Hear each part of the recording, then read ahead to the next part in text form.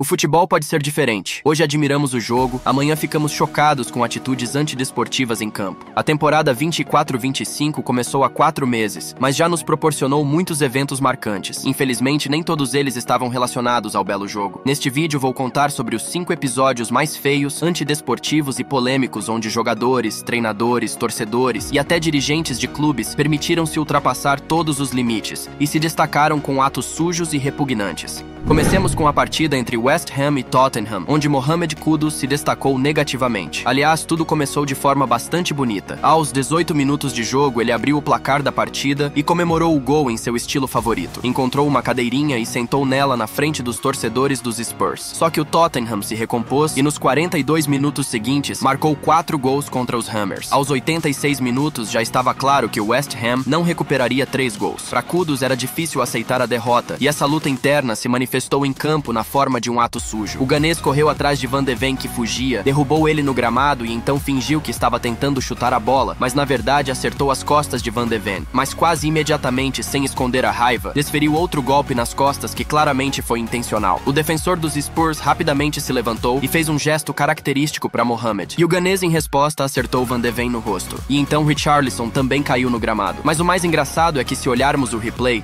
o brasileiro na verdade colidiu sozinho com a cabeça de Kudus e depois também caiu sozinho no gramado. No final, uma briga generalizada eclodiu em campo envolvendo todos os jogadores de linha e depois até os goleiros de ambas as equipes correram para lá. E nesse momento, Kudus novamente acertou um jogador dos Spurs. Desta vez, Pape Matar Sarr foi a vítima. O senegalês acabou conseguindo se manter em pé. Surpreendentemente, o árbitro inicialmente decidiu se limitar a um cartão amarelo para Kudus, considerando o episódio não tão sério para a expulsão. No entanto, o VAR interveio imediatamente e o árbitro principal, após receber o sinal, foi revisar o replay. A cena que se revelou na tela mostrou todo o quadro. Os golpes intencionais de Kudus, seu comportamento agressivo e ações antidesportivas não deixaram outra escolha ao árbitro. Após a revisão, o juiz imediatamente mudou sua decisão e mostrou cartão vermelho direto para o grande jogador, deixando o West Ham com um homem a menos e enfatizando que tal comportamento é inadmissível em campo. Vale ressaltar que ele recebeu o vermelho não pelas ações contra Van de Ven, mas pelo golpe em Sarr, já que o árbitro reviu especificamente este episódio na tela. Segundo os regulamentos da Premier League, após o cartão vermelho direto, Kudus foi automaticamente suspenso por 3 partidas. Mas as sanções não pararam por aí. A Associação de Futebol da Inglaterra apresentou uma acusação contra ele por comportamento impróprio e agressivo e acrescentou mais 2 jogos de suspensão e uma multa de 60 mil libras. Assim, por suas ações insanas, Kudus foi forçado a ficar fora de 5 partidas. A propósito, o incidente ocorreu em outubro e Mohamed voltou aos gramados nesse mês. Seguimos para a recente partida entre Barcelona e Villarreal, onde os jogadores do Submarino Amarelo literalmente perderam a cabeça e começaram a agredir um adolescente de 17 anos. É o minuto 88 da partida. O Villarreal está perdendo por 5-1 e quando o resultado já está definido há muito tempo, parece que o jogo poderia transcorrer tranquilamente até o apito final. Mas o jogador da casa, Sergi Cardona, como se esquecendo das regras e do bom senso, ataca Lamine Yamal de forma dura e violenta. Primeiro ele tenta agarrá-lo pelo braço, mas quando percebe que Yamal está escapando, Cardona simplesmente acerta suas pernas.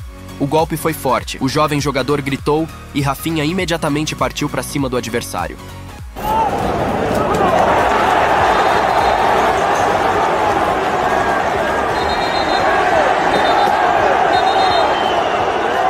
O árbitro marcou a falta imediatamente, mas infelizmente o cartão vermelho não foi mostrado nesta situação. Cardona recebeu apenas amarelo, embora esta falta pudesse ser considerada como jogo brusco intencional que normalmente é punido com expulsão. Mas o mais surpreendente é que isso não foi o fim. Não se passou nem 1 minuto quando a bola voltou para Yamal.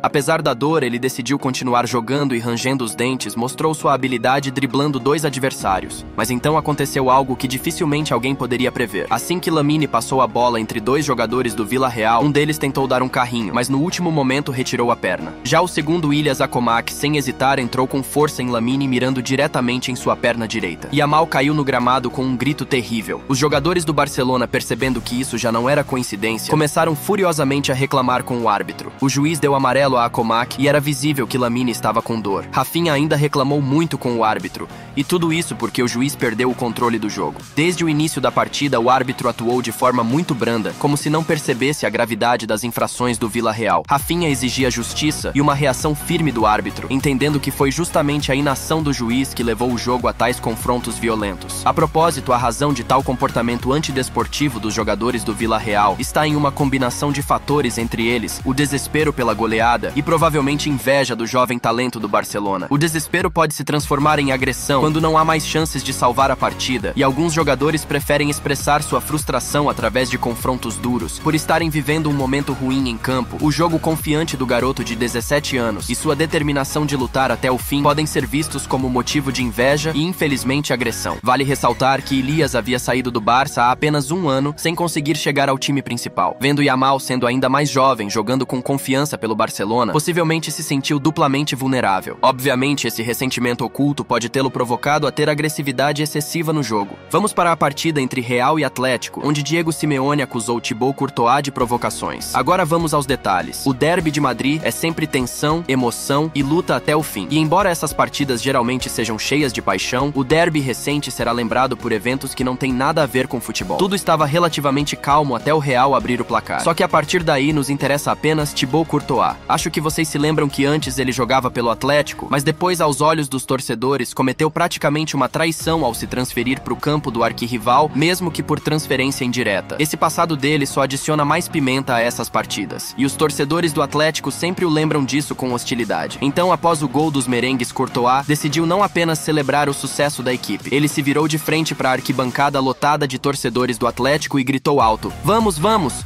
como que jogando mais lenha na fogueira. A reação foi instantânea. Os torcedores do Atlético ferveram.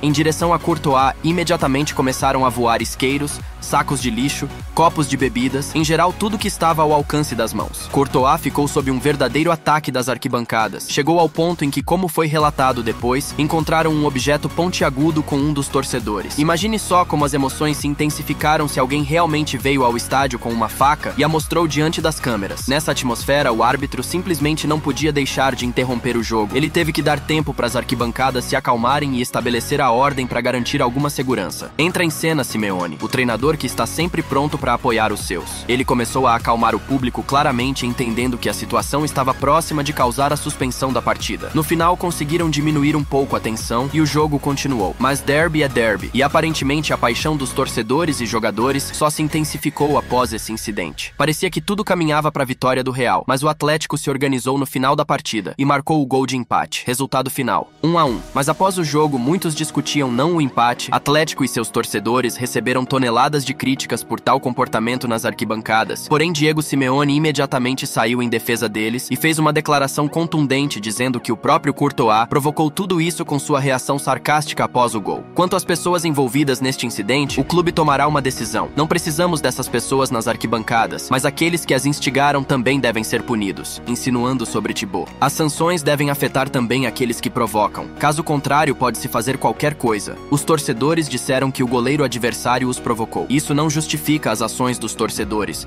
mas é preciso punir também aqueles que provocam.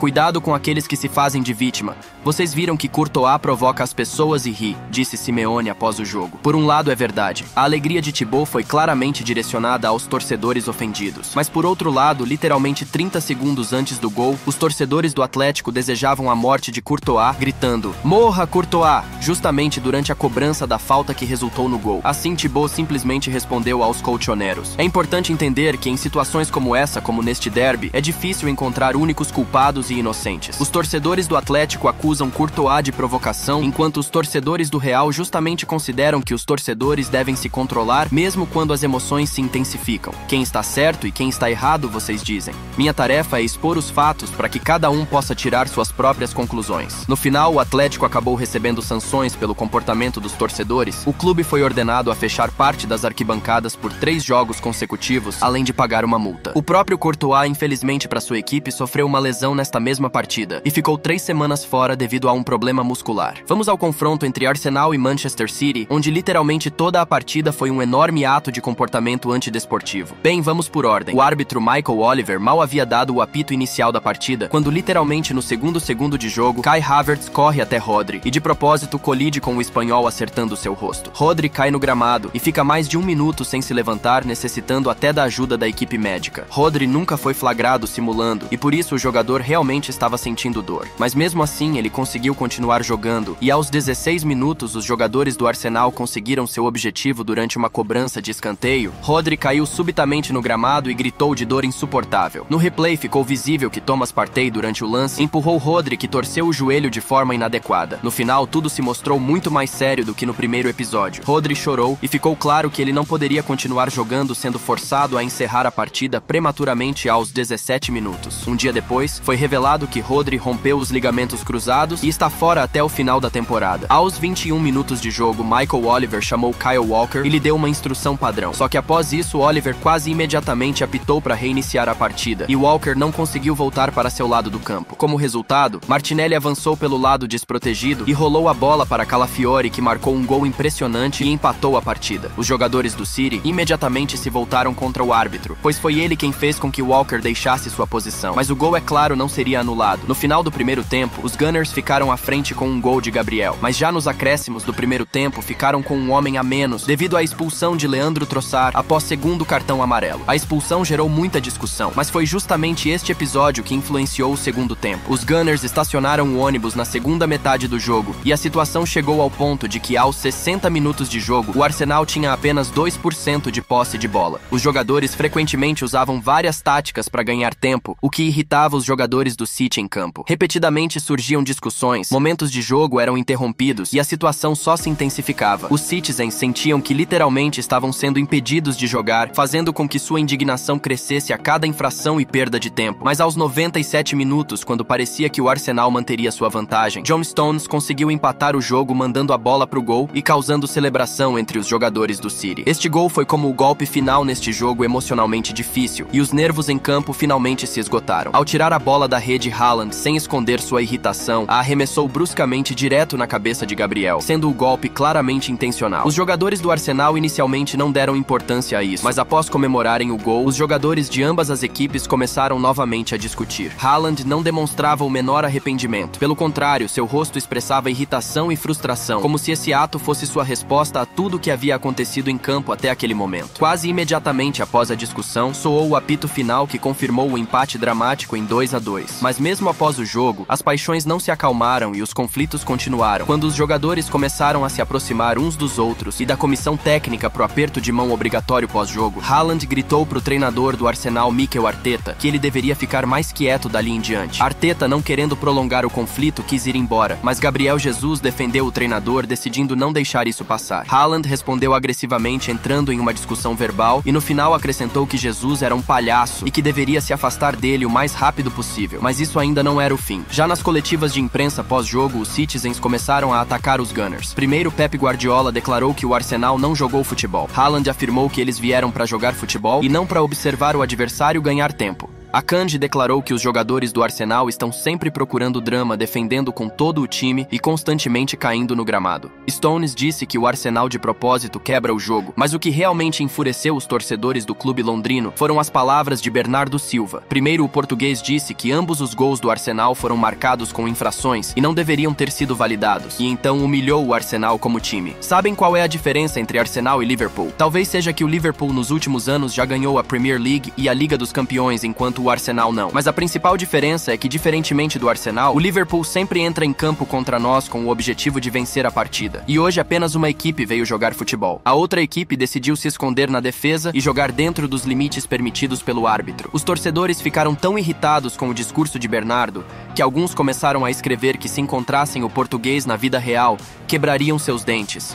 Resumindo esta partida louca e todos os eventos posteriores, pode-se dizer uma coisa: tudo isso é uma flagrante falta de respeito, tanto dentro quanto fora de campo. Não sobrou mais espaço para respeito ao adversário, jogo limpo e até mesmo simples ética esportiva. O que deveria ter sido uma partida entre duas equipes fortes se transformou em uma demonstração de ressentimentos pessoais, agressão e amargura da derrota que transborda a cada passo. Jogadores, treinadores, fãs, todos acabaram envolvidos nesta cadeia de acusações mútuas e provocações. Infelizmente, tal comportamento comportamento só afasta o futebol de seu verdadeiro propósito, transformando um grande esporte em uma arena de ataques mútuos e raiva. No final, cada um dos participantes, à sua maneira, violou os limites esportivos e causou danos não apenas à reputação de seu clube, mas a todo o jogo, mostrando que mesmo nesse nível, paixões e emoções podem substituir o respeito e o jogo limpo. Embora, por outro lado, é justamente por essas emoções que muitos assistem ao futebol. E vamos terminar este vídeo com uma absoluta falta de respeito a uma lenda de um clube, porque esta história é uma verdadeira loucura. Daniele De Rossi é um nome que para os torcedores da Roma se tornou um símbolo de lealdade, resistência e amor ao clube. Ele não apenas jogou pela Roma durante a maior parte de sua carreira, ele era sua alma e coração, continuando as tradições estabelecidas pelos grandes jogadores do passado. Após encerrar sua carreira como jogador, De Rossi não deixou o futebol e se tornou treinador dos romanos, desejando ajudar seu clube natal, transmitindo experiência às novas gerações. Parecia que sua relação com o clube só ficaria mais forte, pois ele estava pronto para trabalhar pelo bem da Roma, independentemente de sua função. Mas o que aconteceu depois chocou não apenas os torcedores, mas todo o mundo do futebol. A história desta demissão é um exemplo de como nos bastidores do negócio do futebol podem se desenrolar verdadeiras intrigas onde até figuras lendárias não estão protegidas da traição. Tudo começou com desentendimentos entre De Rossi e a diretora-geral do clube, Lina Soluku. A moça tentou fazer uma transferência lucrativa vendendo Paulo Dybala para a Arábia Saudita, mas o negócio inesperadamente fracassou quando o argentino recusou. Não escondendo sua decepção, Soluku proibiu De Rossi de escalar Dybala. De Rossi respondeu com uma recusa, se guiando como sempre pelos interesses da equipe e não por ambições pessoais de alguém. Este incidente se tornou o início de uma relação tensa entre ele e a diretora-geral. Logo, Soluku viu uma oportunidade de se livrar de De Rossi. Ela esperou por derrotas da Roma em jogos importantes contra Juventus e Gênua para usar isso como motivo para a demissão, mas ambas as partidas terminaram empatadas. Apesar dos jogadores apoiarem De Rossi, Soluku recorreu a uma trapaça suja dizendo à direção do clube que a equipe supostamente exigia sua demissão. E o mais surpreendente é que 2 dias depois, De Rossi foi demitido do cargo de treinador principal da Roma e Ivan Juric foi nomeado em seu lugar. Ao saber disso, o capitão da Roma, Lorenzo Pellegrini, e seu companheiro Gianluca Mancini procuraram a direção pedindo explicações para esta decisão inesperada. E foi então que a trapaça da moça foi revelada. Quando a verdade veio à tona e a direção percebeu que sua diretora-geral havia agido com trapaça, Soluku foi imediatamente demitida do cargo de diretora-geral do clube. No entanto, para De Rossi, este gesto provavelmente já não tinha importância. A direção não o convidou de volta, entendendo que depois de tal vergonha seria impossível recuperar a confiança. Possivelmente o próprio Daniele, vendo todo o pano de fundo do ocorrido, não quisesse voltar ao lugar onde foi traído. Enquanto isso, sob o comando do novo treinador Ivan Juric, os resultados da equipe pioraram. Em 12 partidas, a Roma conquistou apenas 3 vitórias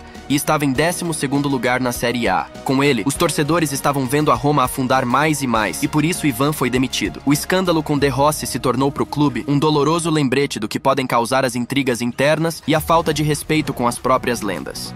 Bem, galera, este foi o vídeo de hoje, se vocês assistiram até aqui. Eu peço que comentem o que acharam do vídeo, lembrando novamente para vocês deixarem o like, se inscreverem no canal e ativar o sininho para valorizar nosso trabalho. É isso e fui!